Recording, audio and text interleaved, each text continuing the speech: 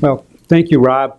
And if you remember that old Rodgers and Hammerstein song, but there's a lyric in there that I always think about when I see Mary, Abro, and Rob, and that is, if you become a teacher, by your students you'll be taught. Because when Rob came over to Loyola, soon became clear this guy was like totally into the Civil War. My idea of the Civil War was Gone with the Wind. And I was so into Gone with the Wind that I almost walked out halfway through. I thought, okay, she's never going to be hungry again. I don't need to worry about this. But because of their enthusiasm, it kind of rubbed off. And we worked on a project together with Rob. And that got me into writing about Civil War in Chicago, which I'm not going to bore you with today, because everybody's probably heard that talk like 5 times by now. What I do want to talk about today is the Civil War is an Indian war, but not because...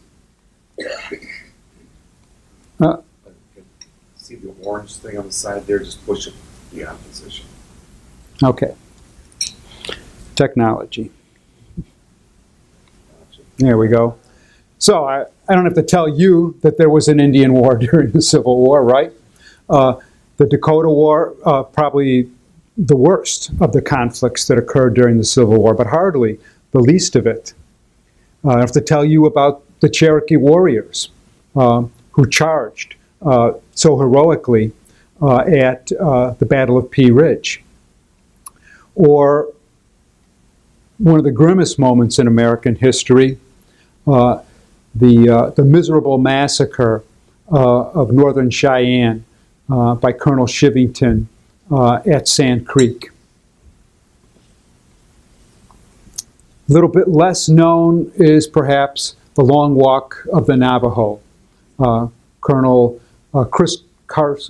Kit Carson went ahead and rounded up and destroyed the lands of the Navajo and forced them out of Canyon de Chelly and all the way down to Bosco Redondo, where they lingered in poverty for more than a decade.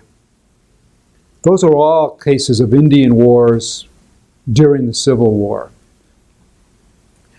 And of course, there's many Civil War heroes who then became notable for their activities in the Trans-Mississippi Indian Wars after the Civil War. But those are not the things that I'm going to talk about today. What I want to talk about today is this, okay? How do we get to hard war? How do we get to the brutal tactics by which the Union Army was in the end able to go ahead and force a capitulation of the Confederacy? And I take as my text, I'm thinking like a minister here, you know, we got a text, a quote from Phil Sheridan.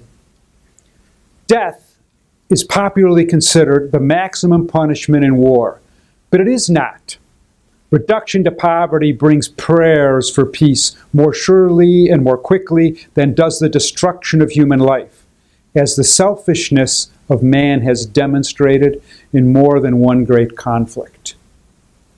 And that became one of the key mechanisms by which the Confederacy was cowed into surrender.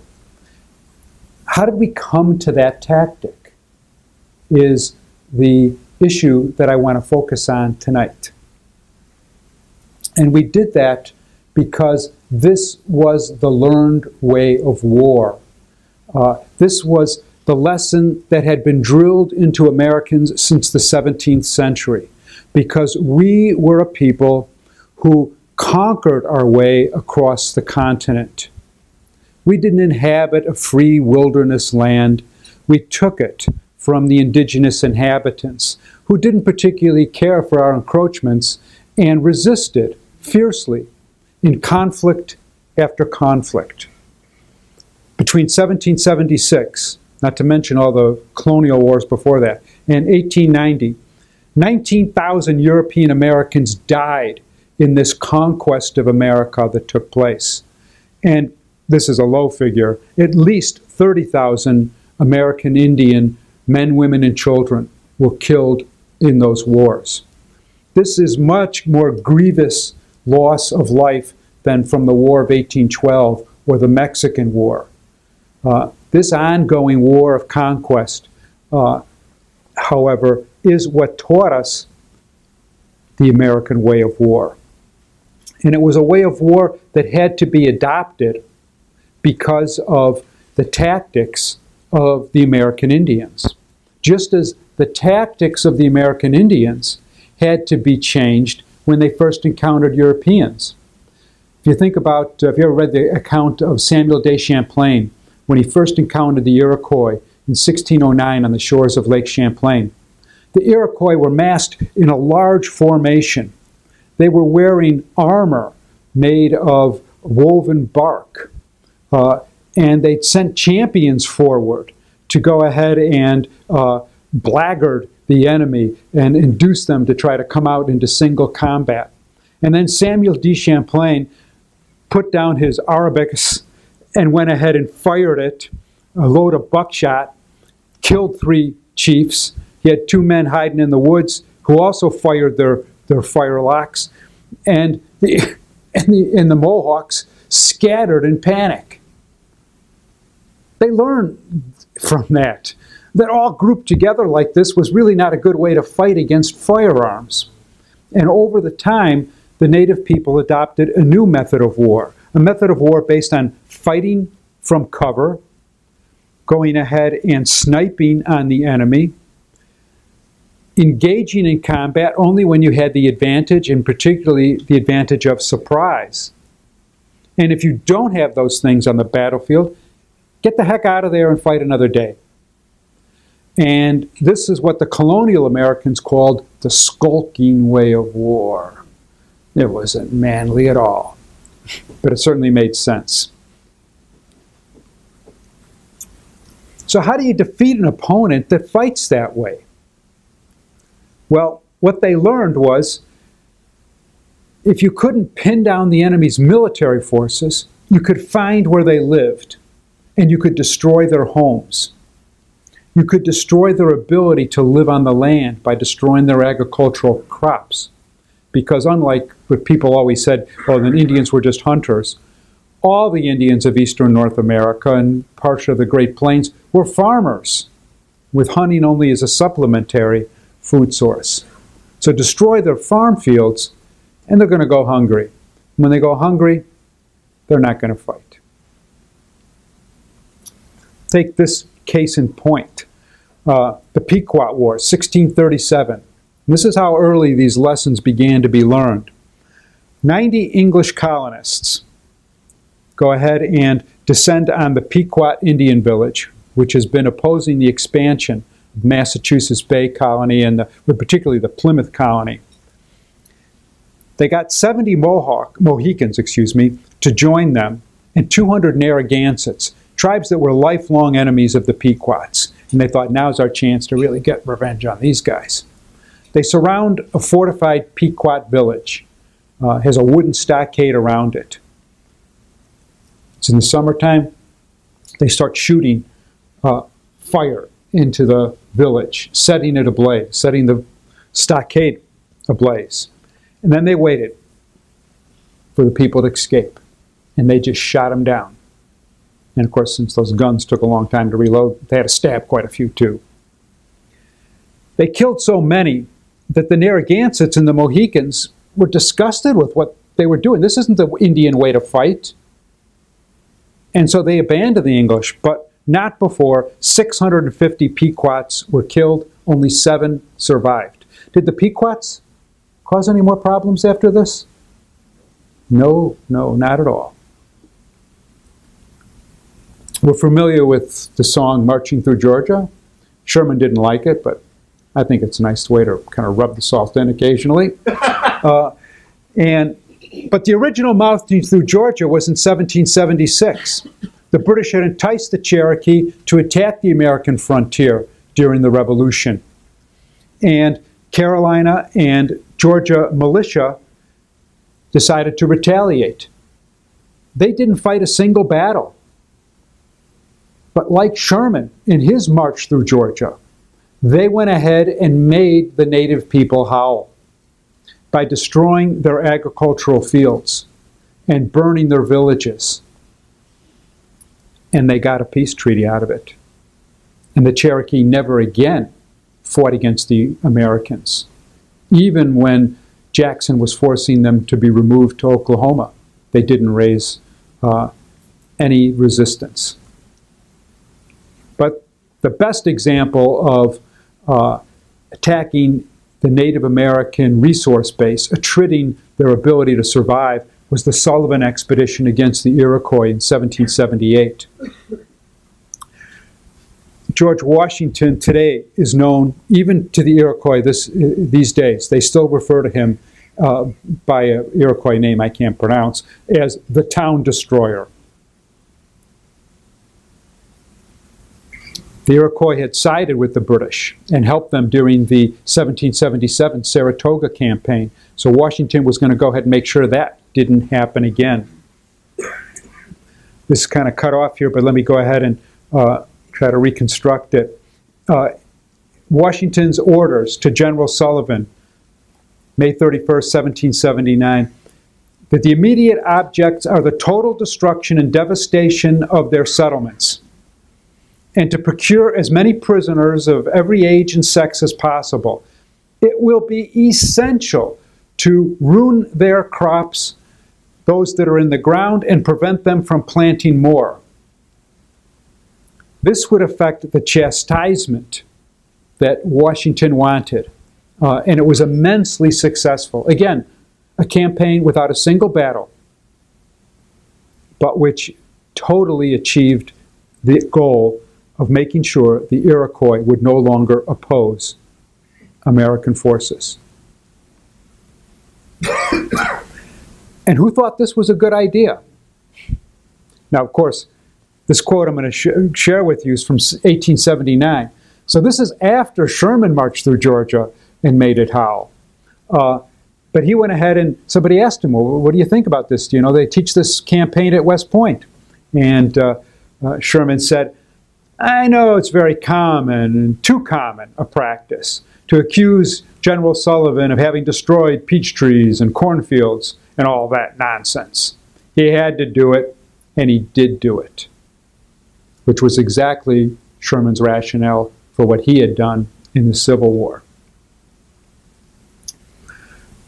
Perhaps the final example I'll mention of these earlier incidents that kind of indicate the way Indian War was fought is the Battle of Fallen Timbers. This was a hugely important victory for the forces of General Mad Anthony Wayne. This yielded the Treaty of Greenville, which ceded most of Ohio to the United States. It ceded the site of Chicago, the site of Green Bay, the site of Mackinac Island. All these places came to the United States because of this victory. Well, in the battle, there were less than 50 Indians killed. As soon as the troops attacked, the Indians kind of moved away. They knew they were outnumbered, and they went ahead and retreated. But in retreating, they left some of the largest cornfields ever planted by native people. This was an alliance of tribes. They had Ojibwa and Odawa from northern Michigan. They had Kickapoo from Illinois. They had Potawatomis from the whole of the Midwest region, Shawnee, Delawares. All were united together. And they could operate as a united military force because they had these vast cornfields to feed their united villages. So Wayne went ahead and torched the villages, the cornfields. Before doing so, he said, I had never seen such immense fields of corn in any part of America, from Canada to Florida. Burned, destroyed, and that meant the end of Indian opposition.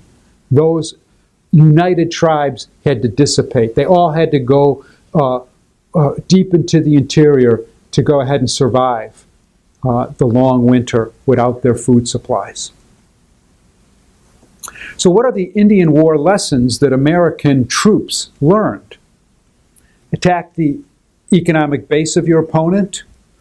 Don't try to occupy the enemy's territory, at least not now. Initially, go ahead and destroy their will to fight. And then really key, use the enemy's own people to defeat them. Like the Pequot War, where they had the Mohicans and the Narragansetts, were in greater numbers than the colonial militia. This is an ugly way to fight. There's not a lot of glory in this. It's not something that we go ahead and make a lot of movies about. Because you're going ahead and fighting old people. You're killing, not always intentionally, but not always by accident when you attack homes. You're attacking women and children. If you think the drone war is bad, this was way more indiscriminate. Andrew Jackson, if you pursue a wolf, you have to kill the whelps, too. That's pretty strong stuff. And I'll go ahead and give Jackson a little bit of a break on that, because at the Battle of Horseshoe Bend, where his troops killed over 800 Creeks, Jackson found a little Indian boy on the battlefield, his parents killed. He would just die there in the wilderness if left. Jackson took him home and raised him as a member of his family, not as a slave. But worse still is Colonel John Chivington, and I won't say anything in favor of him. It's just an awful sentiment expressed there.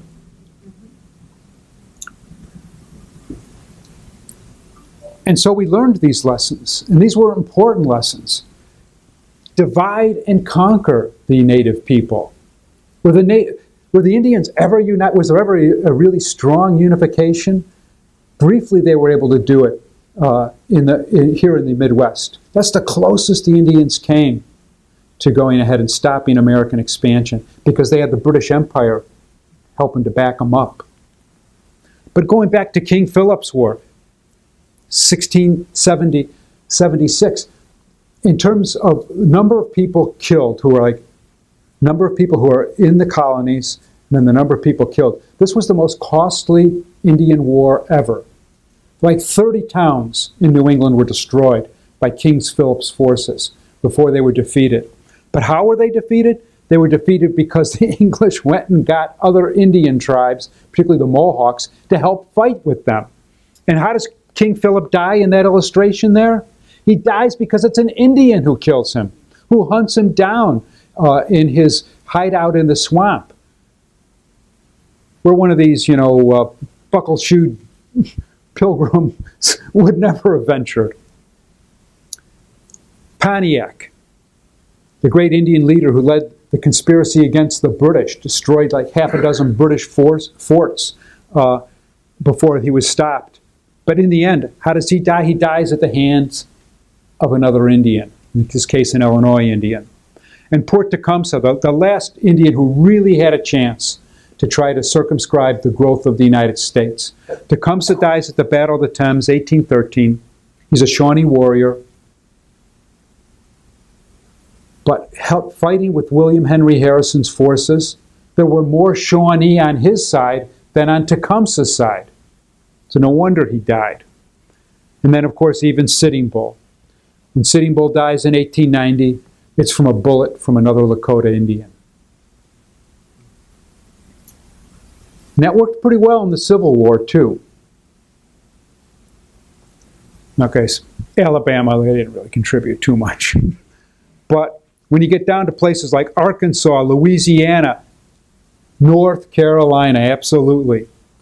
Tennessee, that's not even counting the border states like Kentucky that contributed mightily to Union forces. It was slave owners that played a big role in defeating the slave owners' Confederacy. And that was the classic American playbook for how you defeat an enemy. You defeat that enemy by dividing him and taking advantage of those divisions. And of course, the biggest reservoir of military resource that Lincoln tapped into was in the wake of the Emancipation Proclamation.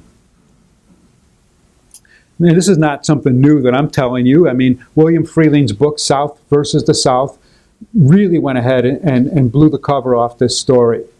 And it's just a wretched thing that during the Civil War sesquicentennial, and one of my former students was on the Kentucky Sesquicentennial Committee, and she was trying to point out to people that the overwhelming majority of Kentuckians fought in the Union Army. They wouldn't fund any Union Army oriented programs. Everything is the Bonnie Blue flag. Another tactic learned from the Indian Wars, as you can see here, is you got to demonize your enemy. You don't treat your enemy as a fellow citizen or a fellow human being, but instead as someone who has sunk so low as to no longer deserve civilized treatment. This is the Declaration of Independence that Tommy Jefferson wrote, talking about the King of England. He excited domestic insurrections amongst us, speaking of the slaves, and has endeavored to bring the inhabitants of our frontiers, the merciless Indian savages, whose known rule of warfare is undistinguished from the destruction of all ages, sexes, and conditions. And you can see this beautiful broadside, in case you don't want to read the text, goes ahead and makes the point super clear. And there was a British officer, the lieutenant governor at Detroit, who did pay for American scalps on the frontier.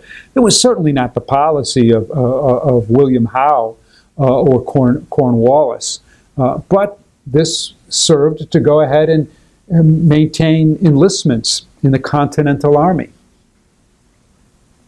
In the Civil War, same thing happens. So we go ahead and see, we got a pointer on this one. There we go. Uh-oh. Technology and me.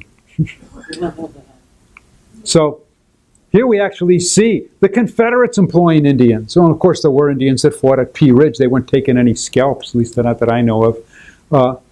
But then bushwhackers killing people, prisoners being bayoneted, and the Chicago Tribune, Southerners have themselves become the slaves of malignant fury and foul lust of the savage. So now we can go ahead and hit them hard, because they are just like the savages that we had been fighting for more than a century.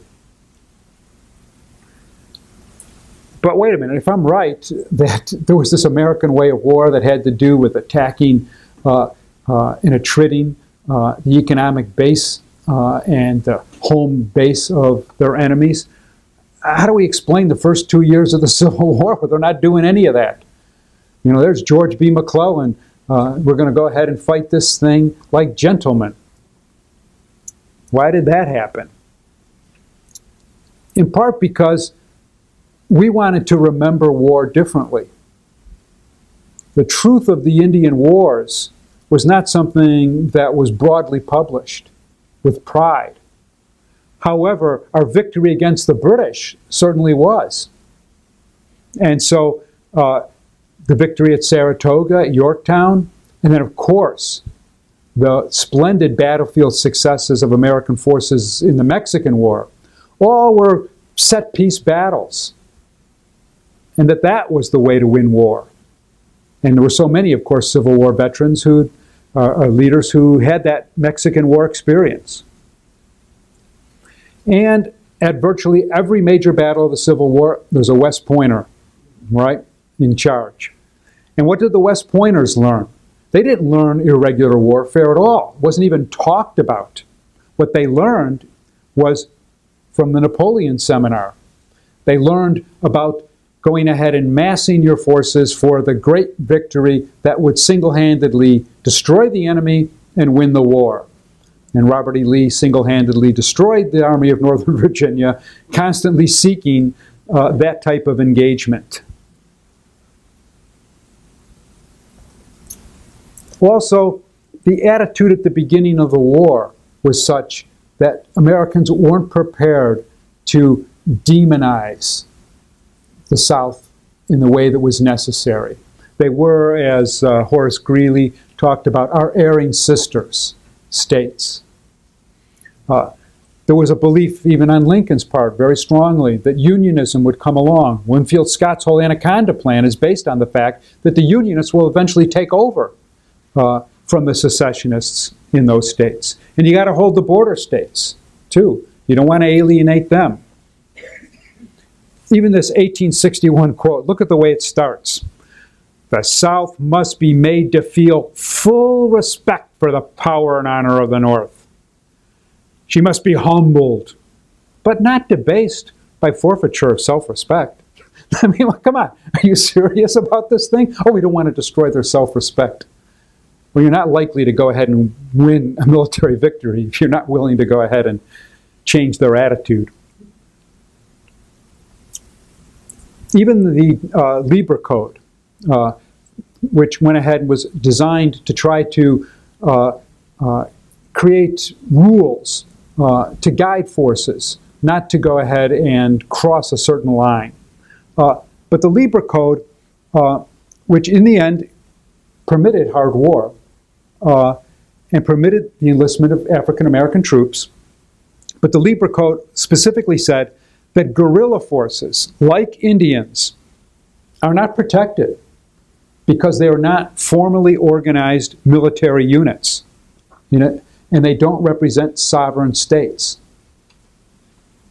So the way that Indians were going to be looked at initially, even up into 1863, is going to be different than the way we're going to look at our Confederate cousins. But of course that changes. You guys know how that changed. It changed because they were losing. And it changed because particularly the troops from Illinois and Iowa and Indiana, those troops were penetrating deep into the Confederacy. And they saw the Southern system. They saw the vitriol with which they were greeted by Southern civilians. And they saw the slave system up close. And so they then wanted and were willing to go to a harder conflict. Did you ever see a picture of Sherman smiling? I mean, I'm just thinking about that the other day. I don't know. I know that you couldn't move much when they took those pictures, but I think that must have just been his permanent look. But anyway, I mean, we taught William Tecumseh Sherman. And this echoes the way in which Indian War was known and was significant to the thinking of people. Sherman's mother did not want this as his middle name. Saint who? But the father had fought against Tecumseh in the War of 1812. He honored the Indian warrior who had the last best chance to go ahead and resist the United States. But where he learned about the reality of Indian War was against the Seminoles in Florida.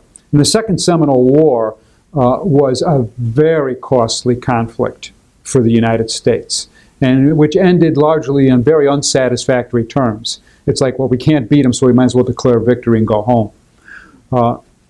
But in his time campaigning right out of West Point, Lieutenant Sherman realized that the Indians' knowledge of the terrain was so intimate that they could never force them, their main battle units, into combat.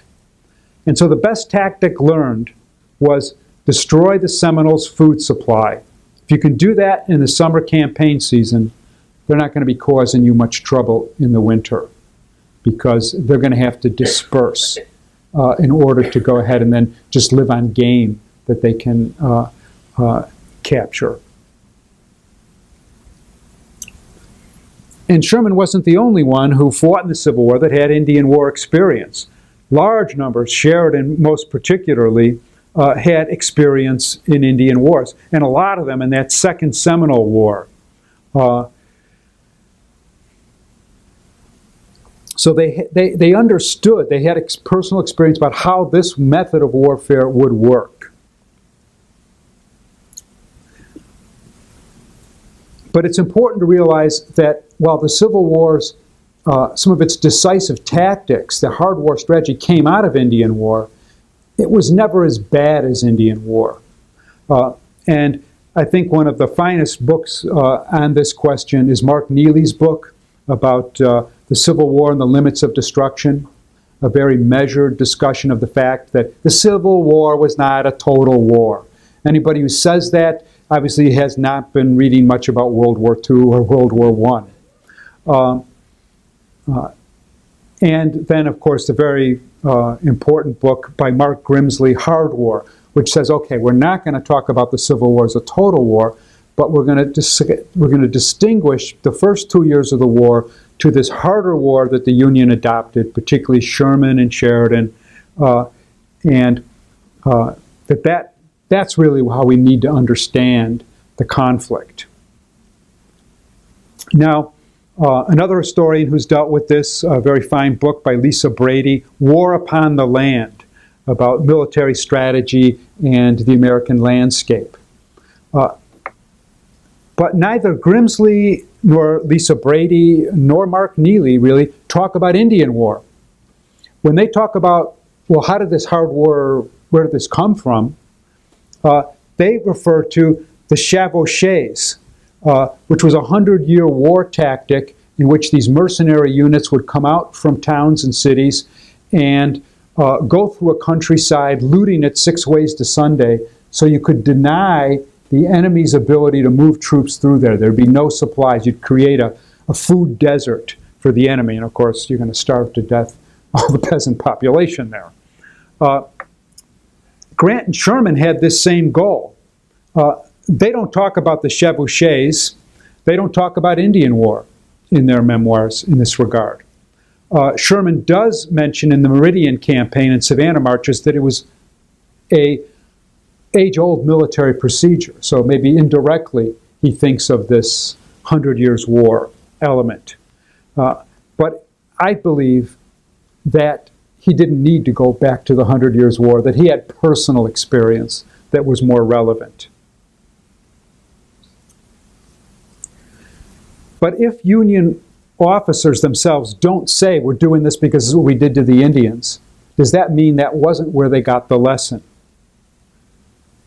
And I don't think so. And the reason that I don't think they talk about it is because it was such an ingrained part of American culture. The United States is what some historians call a settler colonial state. It's a heritage that we share with Canada, South Africa, Australia, New Zealand, where European peoples came to an area and didn't try to enslave the native people, although they did enslave some of them, but the goal wasn't to enslave these people and make them work for us. Instead, it was to push them back and just take their land, and to make their land our land. When they're fighting the Revolutionary War, they're not thinking that they're like invaders on this land. They're Americans. This is our land. And so, one of the features of settler colonialism is that you erase the memory of those who came before, who had a higher stake or higher claim to that land. But settler colonial war can be very ugly. And instead of talking about the ugliness of it in the United States, such as like Sand Creek, take, for example, the French in Algeria. Algeria later becomes part of metropolitan France, right? It's not a colony. The French make it part of France, where they have deputies in Paris, representatives, part of the government. Well, how did they get to that point? They got to that point by going ahead and eradicating a significant part of the Arab and Berber population there. And they did it through a tactic called, I think it's pronounced razzia, as well as that sleazy behavior in that picture there. It's really pretty monstrous. So what's a razzia? Well, here's an example of one. A night march by a large, fast French force against a village. The women, men, and children scurry to the only exit afforded them by the terrain, only to find that riflemen and Goem were Algerian residents recruited by the French to help fight with them against the other Algerians. And so these riflemen and Goems, now here's these people escaping the village in panic, and they're hit with salvos, whiz, and riflemen's sabers pierce a large number, and 150 corpses soon scatter the ground. They're not all warriors, clearly. But the real key to the success of the razzia, 80 prisoners taken, but 2,000 cattle, chickens, honey, eggs, milk, butter, and a rich booty of garments and even jewelry. Okay, you can sell those in Paris. That's what made it successful. Same kind of tactics, with a little bit less of an emphasis on booty, but not completely, that were used in the American Indian Wars. But you're able to go ahead and pose for a picture with somebody's head like that because you don't regard that really as a person to the same extent that you feel you have human rights. And, you know, sociologists, historians refer to that sort of characterization as that person is the other. Somehow they're lesser than you. And you see this in Indian Wars, Davy Crockett talking about the Battle of Horseshoe Bend, and when they're shooting down 186 Creeks, he says, "We shot them like dogs." Same thing happened at Fort Pillow, right? There, Confederate forces under Nathan Bedford Forrest were encountering African American soldiers, people who they could regard as the other. And so people who were perhaps a little less bitterly racist than some of the troops described it as the most horrible sight I have ever witnessed. And a Confederate sergeant talked about the slaughter was awful, and that the captured fort became a great slaughter pen. Blood, human blood, stood about in pools, and brains could have been gathered up in any quantity. People trying to surrender, but not regarded as people, was a key element to this kind of othering that took place in colonial or settler colonial war. We don't see that level of viciousness in the Civil War, save perhaps on the Missouri frontier during the conflict. And here it had been stoked by more than a decade of pre-war violence between border ruffians and settlers. But things like the Lawrence Massacre of 164 people killed, most of them totally unarmed. Or the Centralia Massacre, where these Union troops are coming home, they don't have any guns, and just shot down like dogs. So what's the response to that? General Thomas Ewing, with Order Number 11, decides he's going to remove the population from western Missouri. This is the exact tactic of the Jackson administration against the Cherokee and the Creeks, Indian removal. How do we go ahead and make this land useful? How do we make this land safe? We're just going to remove these people.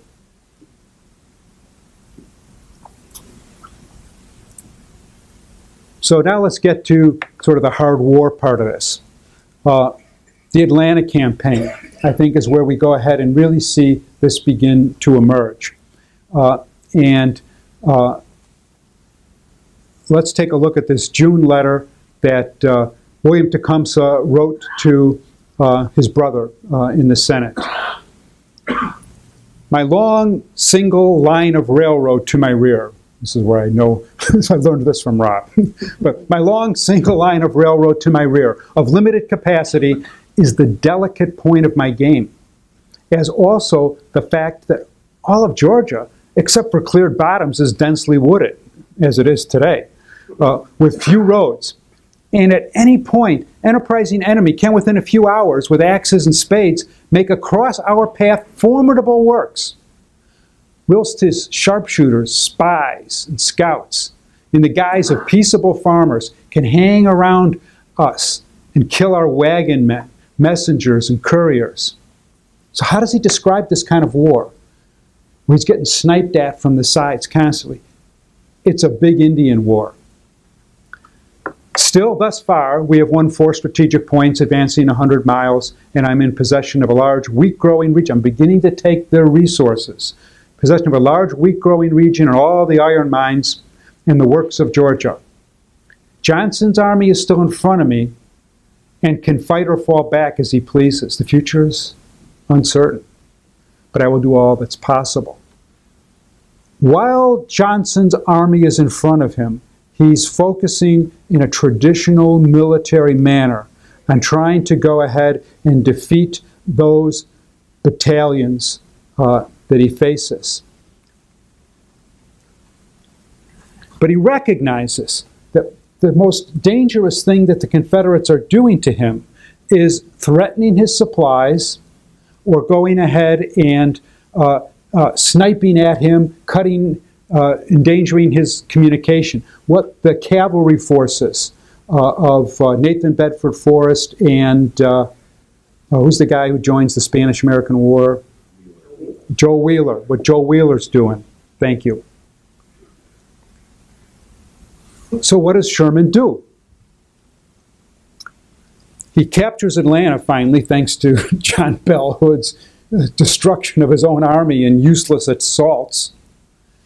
And so then, what's Hood going to do now that he lost Atlanta and probably the Confederacy's last best chance to win the Civil War? He decides he's going to hit Sherman's supply line. He's going to go up to Tennessee and just force, by recapturing Tennessee, force the whole Union army to retreat.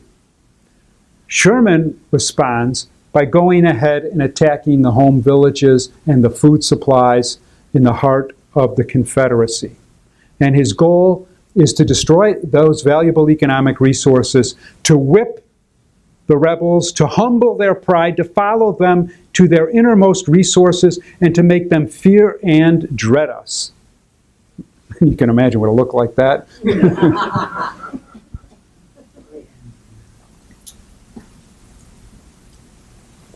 So Sherman later describes, we're not only fighting hostile armies, but a hostile people, and we must make old and young, rich and poor feel the hard hand of war. And it is that emphasis on the rich, the poor, the old, the young. This is the exact same thing that Philip Sheridan is going to order against the Cheyenne Indians right after the Civil War, where he says all segments of Indian society must experience the horrors of war as fully as the warriors.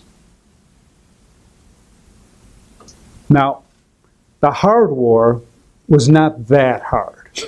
Now, if you've been reading about Indian War and what they do to these villages, you realize that what Sherman does to Georgia and even to South Carolina, it's pretty kid glove stuff. It just looks harsher because they're doing it really to fellow Americans, okay? That's why it looks harder. Most civilians weren't molested much. There wasn't a lot of rape. There wasn't even a lot of property destruction, save for resources. Years ago, we were working on this archaeology project on the Georgia-South Carolina border, and one of the local, guy was a local historian, he was showing me around, and we're going along, and he goes, look at that. Here's this abandoned house. It's all destroyed. And kudzu growing up an abandoned chimney. He goes, Sherman. And we drive along. Shows me Sherman. Shows me Sherman. I go, wow. I think I'm really seeing now. I'm really seeing just how destructive Sherman was. Then I went back and I looked at a map. And Sherman was within 100 miles of this area. These were old sharecropper cabins that had been abandoned with the mechanization of cotton cultivation. Hard war. Hard war is something that the Cheyenne experienced. Talked about that order of Sheridan. Custer's the one who carried it out. His lightning attacks on Lee's supplies in the Appomattox campaign were dynamic, and he brought that same tactic to the Cheyenne. So at the Battle of Washita, he attacks a village of 250 Cheyenne. mostly older people, women, children. He kills 150 out of 250 people, killed. I bet you he didn't do that in one attack on a Confederate unit in the Civil War. Kill 150 out of 250. In that Dakota War we started with in 1862, which General Pope put a pretty quick end to. That reveals the difference between war against the other and war against erring sister states. So, in the Dakota War, 38 Dakota warriors, this is after like 40 of them were given pardons by Lincoln, 38 Dakota warriors were hung in the largest mass execution in American history. Their women, the children, the old men were imprisoned on an island in the Mississippi River near Fort Snelling for 2 years. Many of them died of disease during that time. The Civil War's aftermath. One war criminal hung, one leader imprisoned. And so, while the Indian War taught America about hard war, they did not go ahead and bring the knife's edge of hard war to the Confederates. It nonetheless was a key tactic in winning the war. And it became forged as part of the American way of war.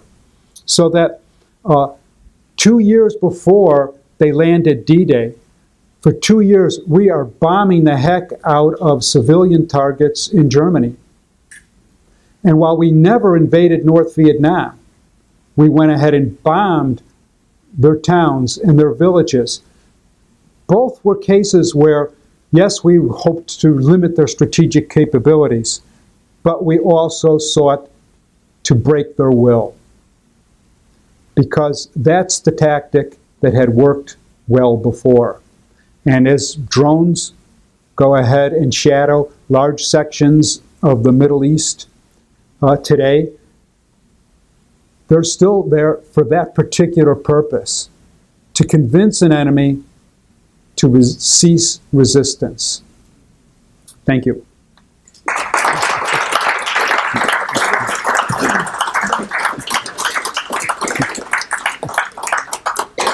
I don't know if anybody has. Yes, sir. Yes, what you said about destroying crops and food resources of the enemy was interesting. Wasn't that also what Lord Kitchener did during the Boer War against the Boers? That did happen too, and also then to go ahead and separate the women and children from the soldiers with the original concentration camps. The British invented those. Yes, and that's colonial war, right? And that's the point I'm trying to make, is that colonial war, whether it's by the French or the British or by the Americans against the Indians, wears a similar face. Good question. Bruce? Sherman's often accused of being a war criminal by Southerners and others.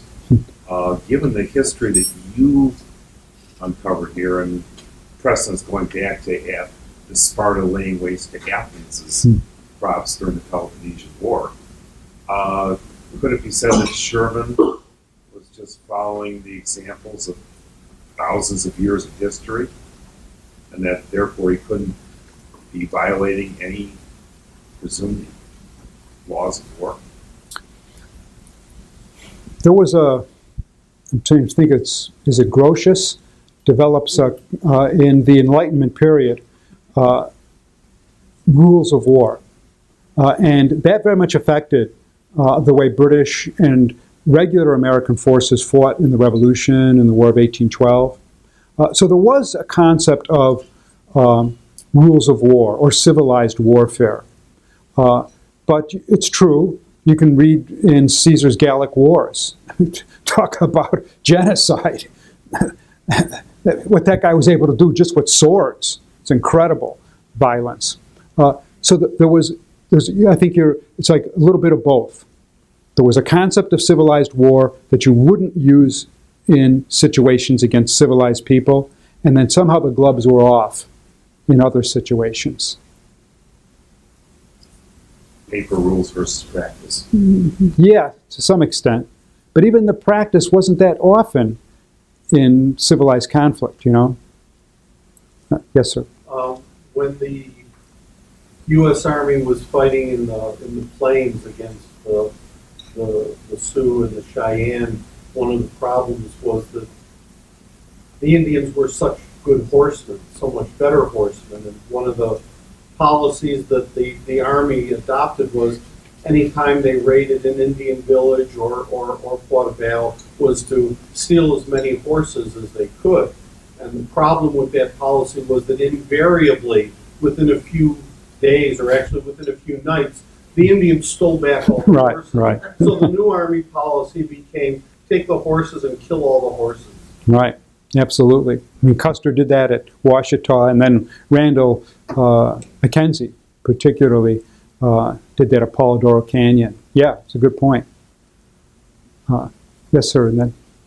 The historical record of the original New England Indian War was clearly blatantly racist, where the English colonists described the Native Americans as uncivilized savages, that sort of thing. In a couple of your slides, you talked about whiteness. Have you sort of downplayed the racial element in the history of Indian warfare, or deliberately overlooked that? It seemed to me that that was really a very relevant component of what was really being done in the 1830s, 40s, 50s. Jackson was clearly, in his remarks, a racist about the red man. Right. I wondered why you didn't say more about that. It's easier to demonize the enemy when they're not. Sure. Yeah, I tried to get at that a little bit when I talked about the othering of, it's easy to other people if they're different than you, right?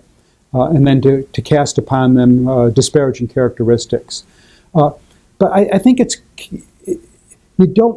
I don't believe, for example, and when I talk to Native people, I always get in trouble with this.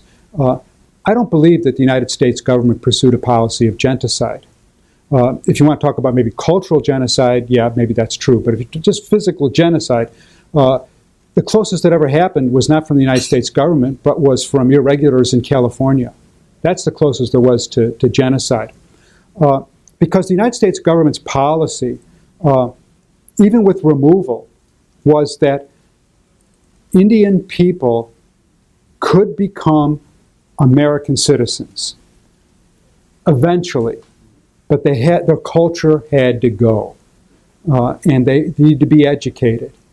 And so, for every Colonel Shivington who says nits breed lice, you had missionaries and teachers going among the Indians trying to do good. And so America really was sort of Janus-faced in its approach to Native people. So maybe that's why I didn't want to hit the race thing too hard. Yes, sir. It's a great talk. You were focusing a lot on, obviously, the British, Americans, North, South, what about Indians fighting Indians?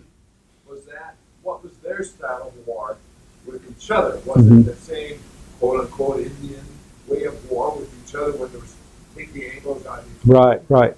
Yeah, they would fight the same type of war against each other. And that Indian style of war, the skulking way of war, was vastly different than the European approach, because European civilization approached war from a Christian perspective, in that war is a bad thing. And we only do bad things when we're forced into it, that it's the best of bad alternatives. We will take this path of war. And because this path is repulsive to us, we're going to go ahead and push this thing to victory as quickly and as comprehensively as possible. Whereas the Native approach to war was that war was just part of life.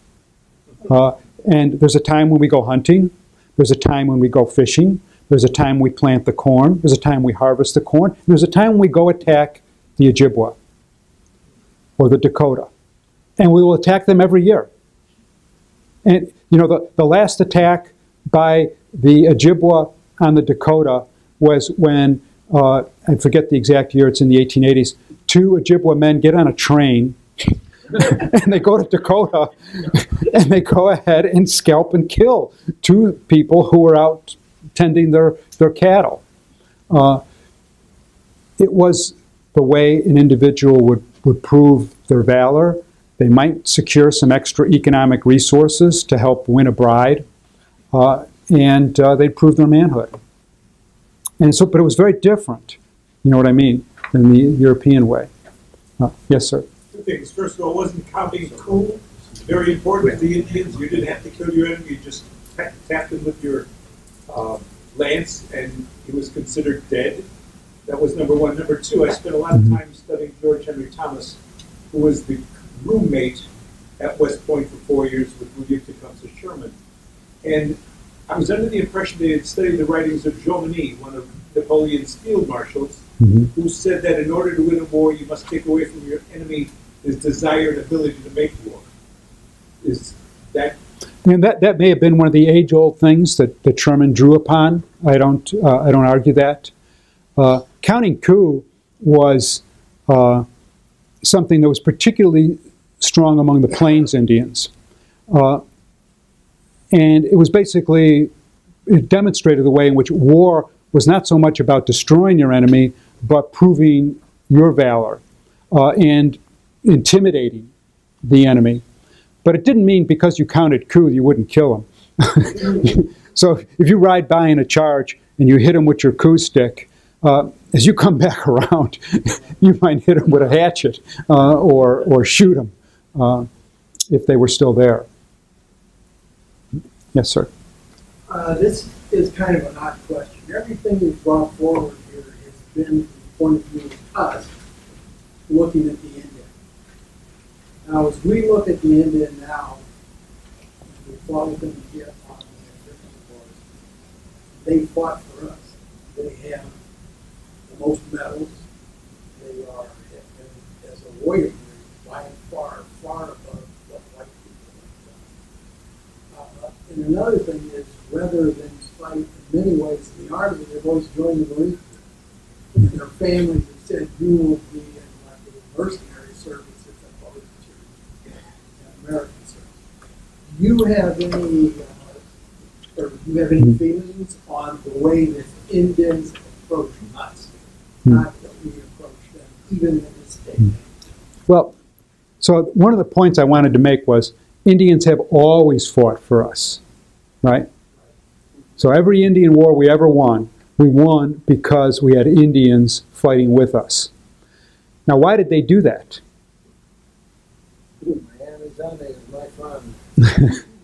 Sometimes that was the case. The Crow against the Lakota at Little Bighorn, for example, is that. But it's also because they were adjusting. Native cultures were dynamic, just like any other society. And so they're constantly adjusting to the reality in front of them. And so they were looking to carve out a place for themselves in American society, which is still what Native people are trying to do, is to go ahead and have a place in America where they're Americans, but Lakota, Americans, but Odawa. And so sometimes by fighting with the Americans, this was a way, they thought, as a way to achieve that goal. In the same way that so many Irish enlisted in the Civil War, and even more so, Germans who enlisted. And indeed, the view of those groups did change for the better. That didn't happen all the times with the Indians, because Jackson had all these Cherokee and Lower Creeks fighting with him against the Creeks at the Battle of Horseshoe Bend. They won the battle. He turned around 2 days later and said, now we're going to make a treaty and you're going to give up all your land. It was like, what? We just won the battle for you and you're going to do this? But nonetheless, when you're playing a bad hand, you go ahead and play it the best you can. And but one thing I want to just correct you on is that, Native soldiers and Marines that I've met consider themselves Americans. They also consider themselves Navajo, but they consider themselves Americans, and would resent the notion that somehow they're lesser. It's one of the reasons that they fight. But thanks for a good question. Yes, sir. A series of maybe observations and a couple of nuanced points. When it comes to the otherization of the Civil War, really isn't the treatment of the Southerners, of the blacks, especially black soldiers, the only real otherization that took place in the Civil War. When it comes to the hard war aspect, people usually think of the March to the Sea and Shenandoah Valley. But the March to the Sea was more a demonstration, perhaps, that your army was now so weak they cannot defend you. Mm-hmm. Shenandoah, which took place before the March to the Sea, was more, I think, along the lines of your Indian War. You had your regulars constantly working in the Shenandoah Valley. And there was also a breadbasket for the army. So you can kill two birds with one stone by thinking out the Shenandoah Valley there. And then lastly, in terms of divide and conquer,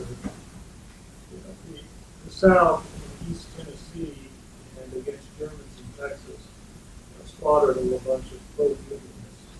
It was a kind of a preemptive attempt to keep the Unionists from being used in the divide and conquer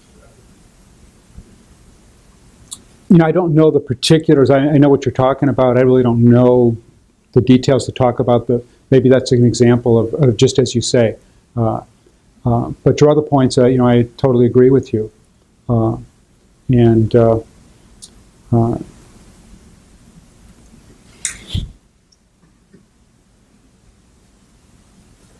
Any other questions? Well, thank you very much.